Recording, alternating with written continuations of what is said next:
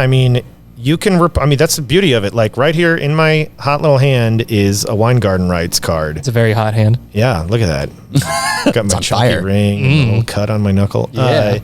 I mean, how to report a problem at work. If the hazard is an immediate danger, first clear others from the area.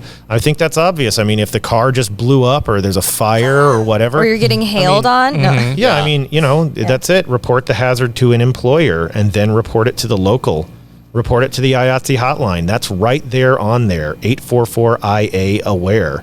And on the front side of it, also, if somebody is, it's OSHA for crying out loud. OSHA, yeah. If somebody is threatening your employment, you can pretty much whip this thing out and say, like, this is the end of it. This is safety. Yeah. We aren't progressing any further than this until this is handled. There are. Like I say, there are 2 safety courses that everybody needs to take. One of them is just general safety, and the other one is environmental safety, and weather is covered in that. Yeah. I mean, I'm trying to think of... Well, and one of the nice things of, like, whenever I was inducted into the IATSE, and man... You've got the wine garden rights. Yeah, I do have the wine garden, well, and it's wine garden, WEINGARTEN, not wine, not like beer garden. Beer and wine. But this is a really handy card to have because, like in that scenario, it probably would have been very appropriate for me to bust this thing out and hand it to the director / first AD / producer and all that. All those slashes are just a sign of trouble. Yeah. And on this card, it says, in quotes, if this discussion could in any way lead to my being disciplined or terminated or affect my personal working conditions, I request that my steward or union officer be present at the meeting. Without representation, I choose not to answer any questions.